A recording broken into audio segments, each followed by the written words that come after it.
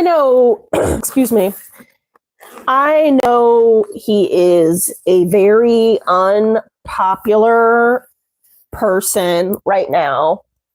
Kanye West. I know we love to hate Kanye West, and maybe for like good reason too. But anyway, I was just watching a video about Kanye West, and he was saying how we live in a world where if someone is very positive and very creative, they're considered crazy. And I'm here to tell you, this is true. Hi, Boston.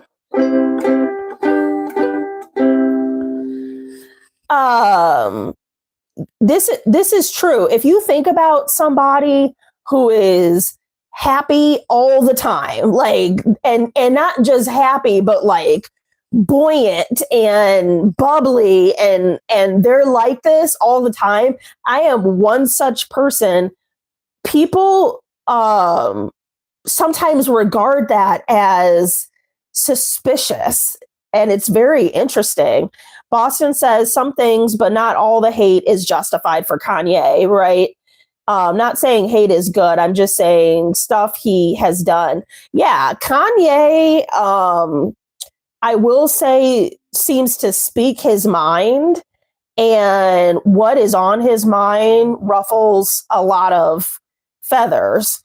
I will say this, like, we are 6 billion people on this planet with 6 billion different perspectives, and some people are going to be to the contrary of the way we think. Some people are going to think different. Some people are going to talk different.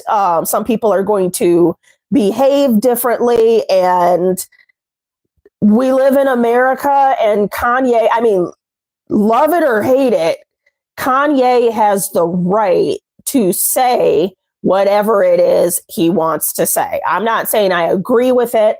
I'm just saying in this country, you have the right to speak on what you want to speak on. It's what makes this country this country.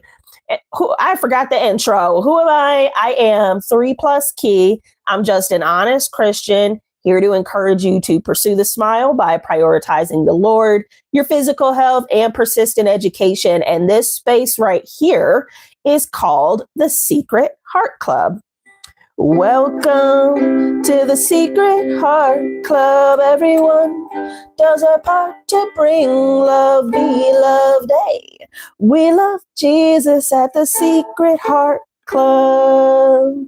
Boston says, remember when he wasn't as famous and he was nicer, but now he is kind of mean most of the time? I think that's a little accurate. So what happened was Kanye was pretty normal. And then his mom died, and his mom was his best friend. And not only that, his mom died from a botched surgery that he had paid for, a botched cosmetic surgery. It was like liposuction or a butt job or something like that. And then she died, and he has, noticeably, right, has never been the same after that. And I think that is unfortunate. They say he's diagnosed with bipolar, and it's just like, if you're going to be coming from a social worker, if you're going to have a mental illness, then have it. But where the problem is with mental illness is that it is impeding your quality of life. It is disrupting your quality of life. So we see someone like Kanye who is not on his medications.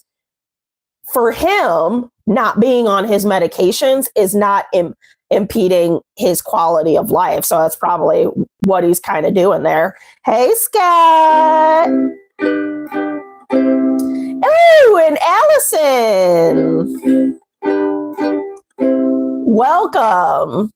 So Scott says life is Roblox. I don't know what that means. Do you mean that life is like a simulation? Boston says inside he is a nice guy, but when he runs his mouth, he isn't nice. Right. So I wanted to tell you guys, for dinner, I had a steak and blueberries because today went off the hinges. I woke up, went back to sleep, and went to McDonald's, barely did what I was supposed to be doing today, fell off into the gym somewhere, didn't work out, talked the whole time. And I was like, you know what I should get myself is a nice juicy steak and some organic blueberries. Rewarding myself for no good reason, but this is my life and I'm an adult. I can do whatever I want and I can reward myself for poor behavior, I suppose, if that's what I want to do. But that's not really the point. We talk about being 1% better every day. We're no longer, what we were doing was 1% better every week.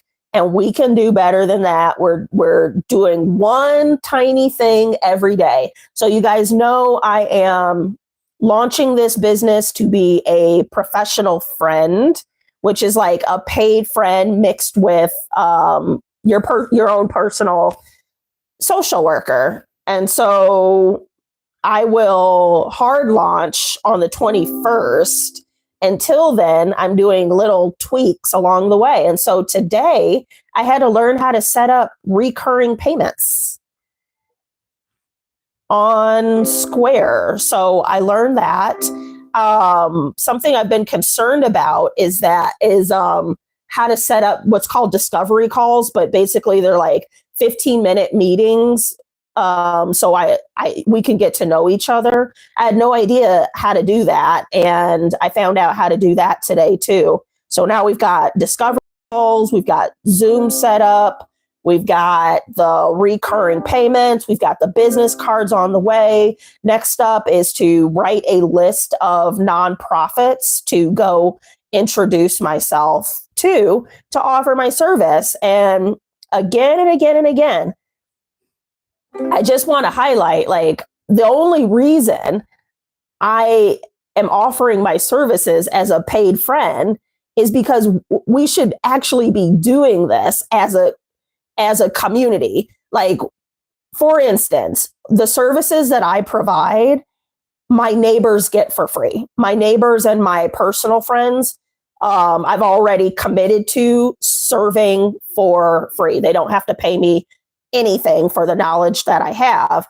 If we all did that, you have your neighbors to the left and your neighbors to the right, and you went to them and you said, what's going on with you? What do you need done? This is what I need done. Let's pull together and solve our problems together. If our communities ran like that, there would be no need for therapists. There would be no need for paid friendships. There would be no need for social workers, but here we are.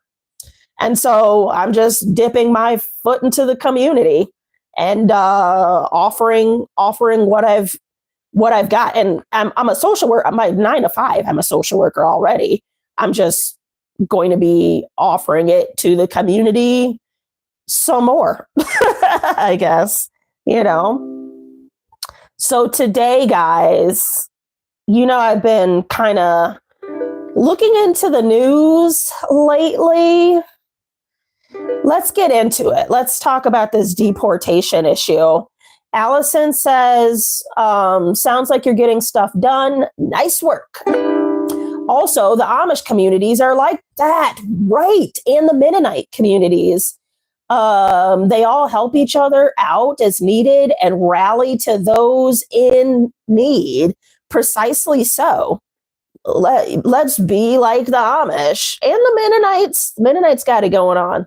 We got a bunch of them here in Montana, and they're literally, I kid you not, when I am depressed, true story, when I am depressed, I drive 45 minutes to where the Mennonites are, and those girls are just so nice.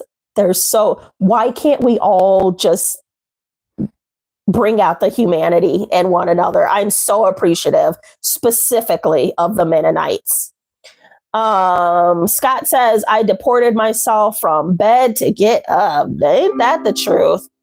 So Deportations, guys. Here's what's in the news. There are 3 groups at risk of deportations. Number 1, people with visas that are people who are not from this country. They applied to be in this country for X amount of time, typically for school or work, or there's like marriage visas, like you're about to marry someone. And so you're visiting, or you've already married an American, so you're visiting for that. Those are what visas cover. What has been happening in the last couple weeks are students specifically are seeing their visas being revoked. Why are they being revoked? Specifically for participating in rallying and activism that is against American interests. So we have most recently, actually in my hometown, I believe this was today, I'm from Evanston, Illinois, girl's visa was revoked because she participated and has been participating in like anti-Israel rallies and activism and this kind of thing. And so to that, I would say, I think it's interesting. In our country, we are allowed free speech. We're allowed to say, I support this. We're allowed to say, I don't support this. We're allowed to speak against our government. I think what is the tension here is, what does it look like when you come from another country and you're not American and you're speaking against American interests? So if you think about visiting someone's home, you guys come over to my house, and I, don't like dogs, right? And you go on and on and on about how everybody should have a dog and blah, blah, blah, blah, blah. I think that's a silly example, but you could see I might be uncomfortable and I might at some point ask you to leave, or I'm sure there's a better example of that. But that's essentially what's going on with the students specifically and the visas. And this is just what's happening. This isn't like a nod toward, yes, do this or don't do this. But I would say if you're in somebody else's home, you may want to be mindful of not offending them. And that's the predicament that they see themselves in. So that's the first group, people with visas. The second group up for deportation, this is up to 4 million undocumented people here in the United States. That means they crossed either, and this includes, they made a point to be like, Canadians go to Florida all the time to be snowbirds. So they made sure to include Canadians, but either border, up to 4 million people are here illegally. They're unaccounted for. And so I forgot how long they have. It's not long, but all 4 million of them are required to register their names and their addresses with the United States. And so obviously what's going to happen is that they will then visit their homes and these people will be deported. So that's a really, John, I don't know. I know you're trying to be offensive, but it's actually an interesting story.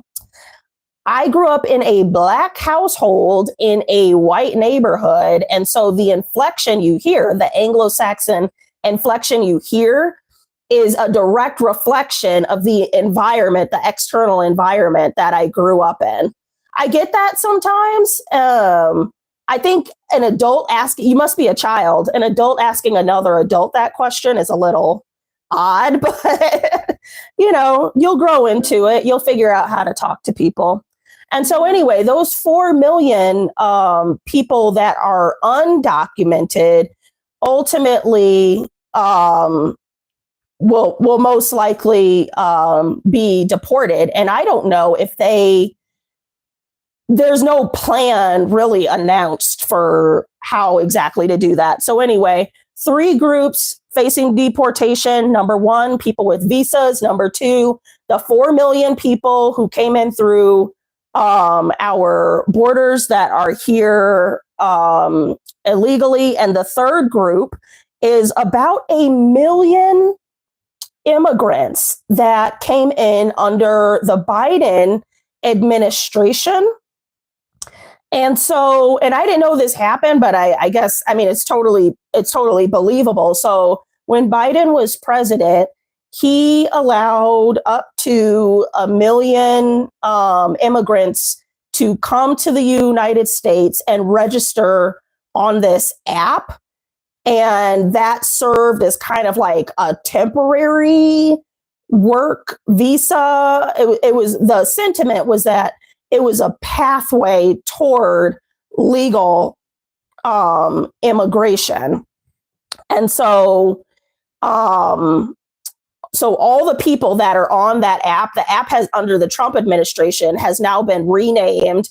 And all the people, the 1 million immigrants on that app, have the option to voluntarily deport themselves, or, you guessed it, they're going to be deported anyway. And so those are the three groups that are facing deportation. So maybe about 6 million people or so. And that's kind of what's going on with that. My thing, here's the Christian take. You can hold on to your seat now. You can approve of the deportations and not hate the people who are getting deported.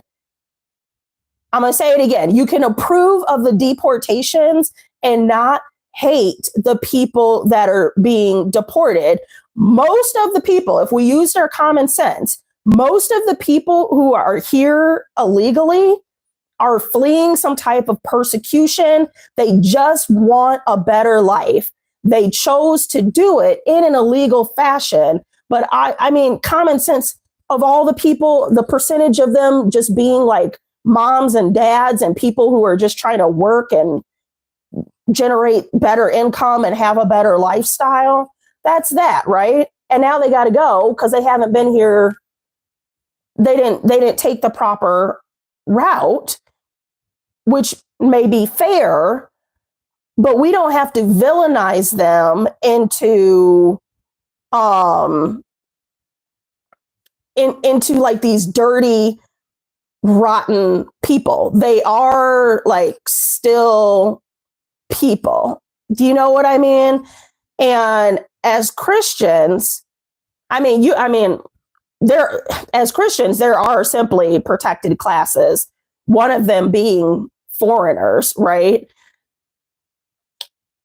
I think it's nuanced though, because back in biblical times, so like 2,000 years ago, there were less foreigners. There were so few foreigners that the law was, in your farm area, you left the edges unharvested so that foreigners could come and eat off of your edges, right?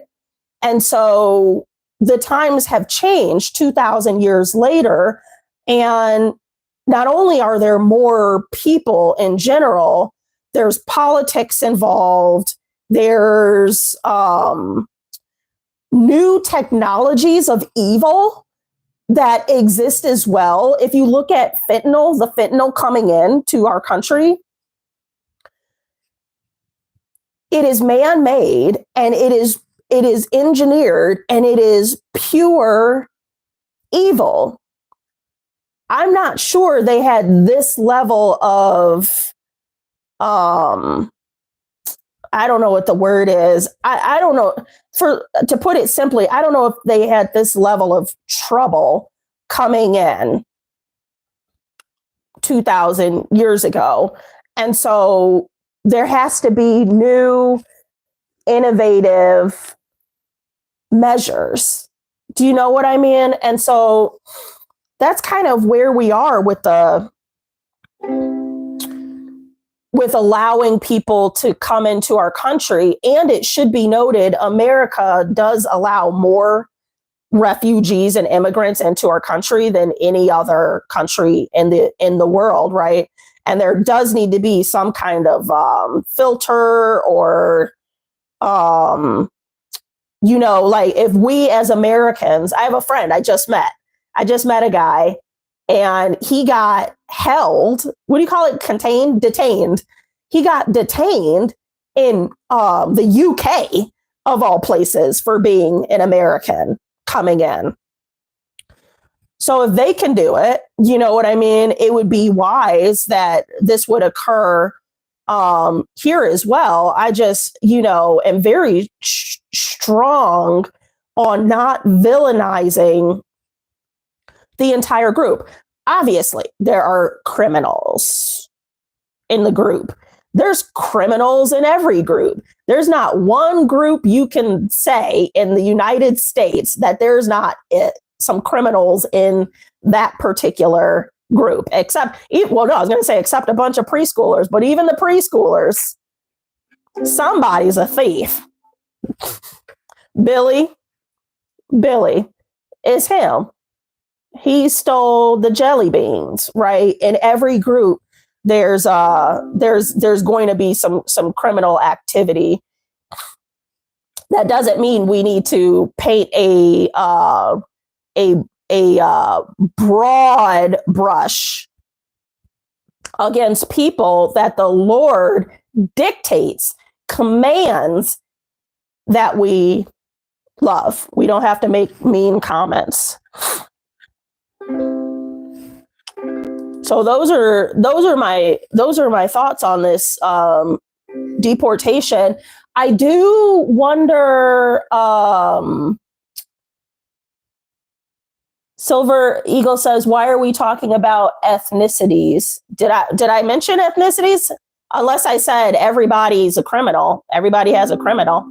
Scott says, "Key, you don't gotta say, but do you own any guns?" You should never ask somebody that in public.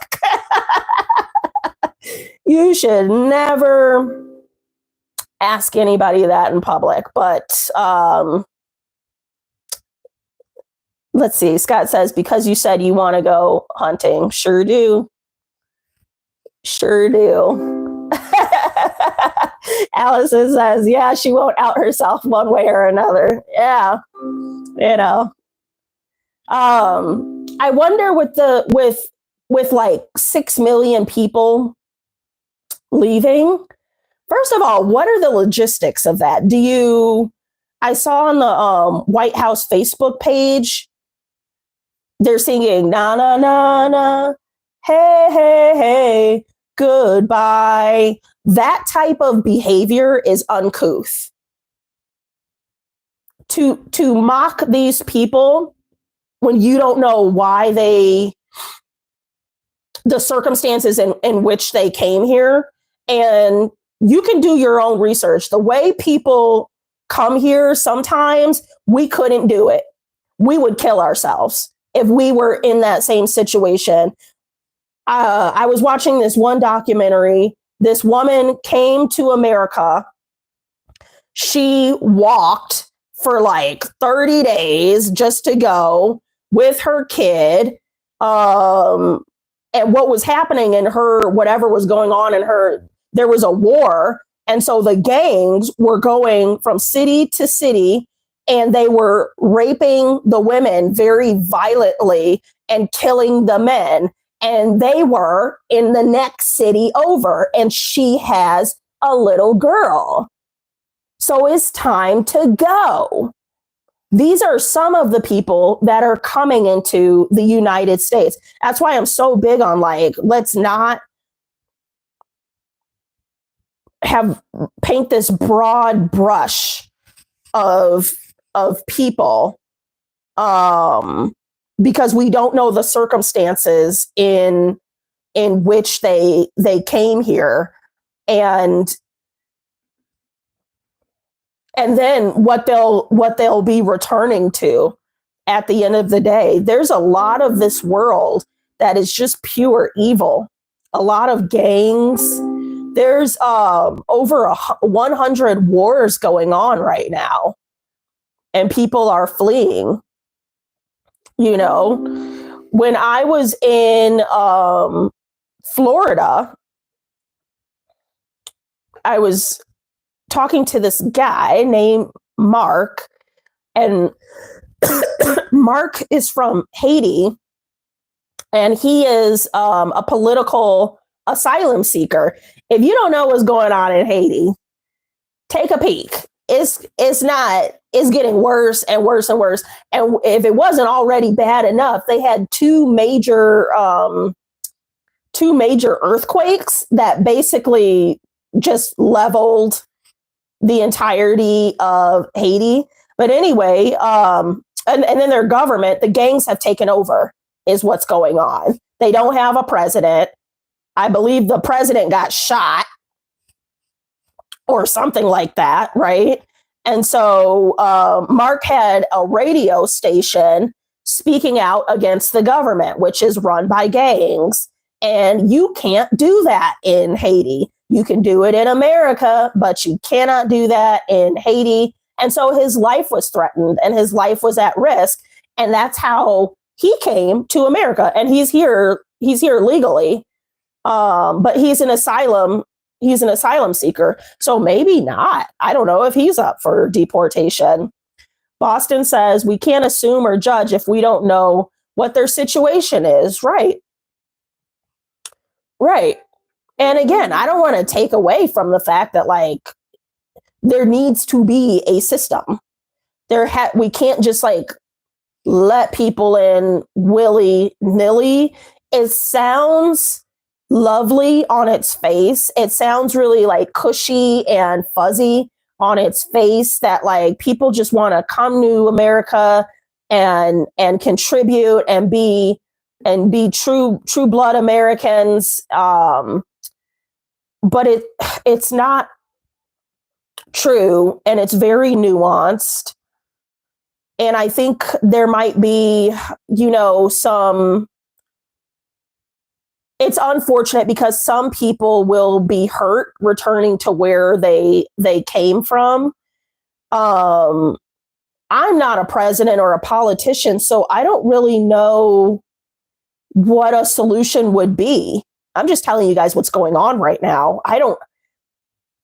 Outside of mass deportation, I don't know what a viable solution, like a common sense solution is, especially if the people are here, the ones that are here illegally, the 4 million, and then you offer them citizenship. What does that mean for all the people? It takes like 5 years to come here and be an American. What does that mean for all the people on that list? Does everybody on the list who wants to come to America, does that now get expedited? Why would it get expedited just because you came here illegally? You did what you weren't supposed to do anyway. Just speaking logically, right? Like, how do we maneuver this thing? But a lot of it is fueled by racism. Keep it real. A lot of this is fueled by racism, just like those people over there on the border, and then they're attached to fentanyl and the opioid crisis, and we've kind of like labeled the whole Mexican group and South American group as criminals. That's not right. That's not right, and we need to like stop that as Christians. Let the other people do whatever they're going to be doing. As Christians, we don't look at people like that. We don't assume guilt on people. On top of that, we have empathy and compassion for the reasons why somebody had to flee their country in the first place. And we can have common sense that something needs to change. Allison says, yikes, it's a scary place. The devil roams like a lion seeking to devour. Yup. Can't wait for God's new earth. Girl, I say that all the time. Can Jesus come back? Can Jesus come back? Can Jesus come back? Jesus, come back, come back, come back. Maybe the song, is he back yet? Is he back yet with this song? Boston said, we don't do that. Yeah. There's a saying I say, I didn't make it up, but how you do one thing is how you do everything. So if you sit here and judge people critically, you judge one group critically, you're just a judgmental person in general. And that's not how we're called to be. We're called to be hospitable people and loving people. Think about it like this. Our jobs are to glorify the Lord's name, to glorify the Lord through our actions and through creating disciples. That should be what guides our behavior, right? And so while we don't have control over what the Biden administration did, nor what the Trump administration is doing, we can model empathy and compassion so other people can see what godly behavior looks like. Lord Pape is here. I need to get a little drink of water. I was hoping, what's the new guy's name? It's not Bryson. What's his name? Byron, the new guy that started coming in here.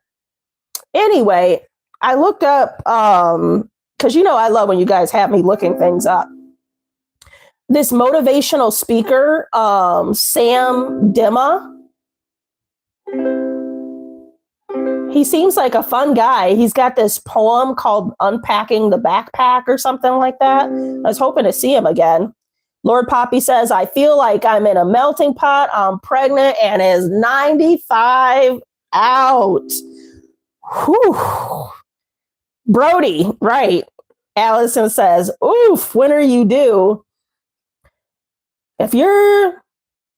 She'll be 5 months on May 1st. We're waiting. She's going to send me the ultrasound pictures. We're going to do a gender. Ooh, we should do a gender reveal. Let's do me and you, Poppy. Let's do a gender reveal. It'll have to be May 2nd because you'll send me the pictures and then you'll tell me. And then we'll do I don't know, I'll think of something. There we go. Jay Wario says Messi or Ronaldo. No opinion at all. I mean, somebody in here knows which one to talk about. I do know that they're soccer players. And handsome. I know that they are handsome soccer players. And that's about it. With the Messi and the Ronaldo. Sometimes people try to talk about sports with me, and I'm like, I don't know what about me makes you think that I watch men with balls and dribbling and throwing them. It's not my. I'm a girl's girl for sure. I'm kind of so figure this, I'm from the Midwest and I live in Montana. So I'm I pride myself in being a tough woman. I can handle myself and I can help you handle yourself too. That being said, I don't know about boy things, really. You know what I mean?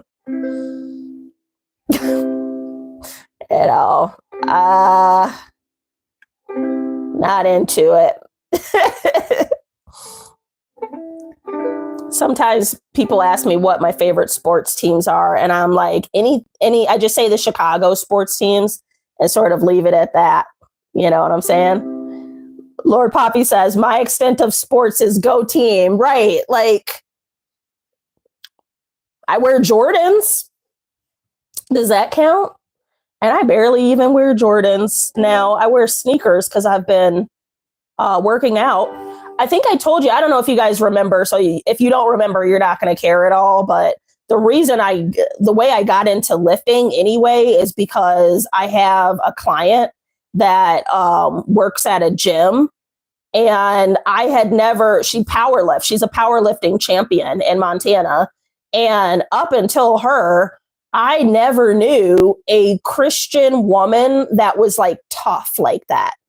You know what I mean? Like, I powerlift, you know what I mean? I've never met a Christian woman like that. But anyway, I was telling her a few weeks ago, you should be a personal trainer. And guess what she's doing? I saw her today, and she's studying to be a personal trainer. So that's perfect, because I wanted her to, here's a lesson about friendship. I wanted her to teach me how to do powerlifting, and I wanted her to do it for free because there wasn't another avenue for that. But now I told her today, I'm just going to wait until you get your personal trainer certification, and then I'll just pay you to teach me about powerlifting. Support your friends. Let's play it one more time. Support your friends. Allison says you should look up Bryson Gray, Like Christ. He's a Christian rapper who sticks to the word. Not sure what kind of music you like, but it's worth a listen.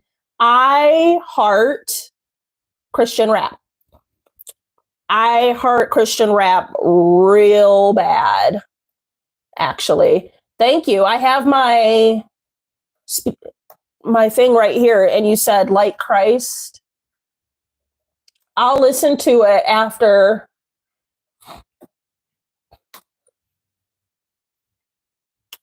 There it is. Yeah. I'll listen to it after I get off of here. I actually made a Christian rap playlist. There's almost 1,000 songs. Excuse me. I'm not sure how to make it public. It says it's public, but people can't access it for some reason. So I think that would be a great addition to this channel if I could figure out, because a lot of Christian rap is so whack. It's so terrible. It's so bad. And it is like, it makes me go back to my 50 Cent and my Eminem. You know what I mean? And so what I did a few years ago, and it took years, I still do it. I hunt down quality Christian rap.